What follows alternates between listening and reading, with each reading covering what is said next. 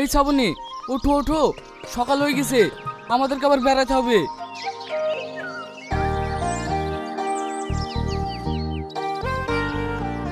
উফ, আমি আর হাঁটতে পারবো না।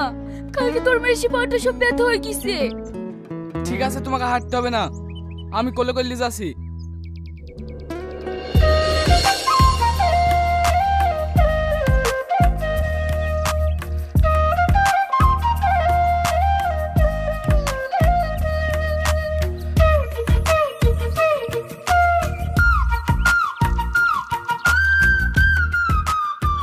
ওগো, আমার খুব পিপাসা পেয়েছে, একটু পানি এনে দাও না।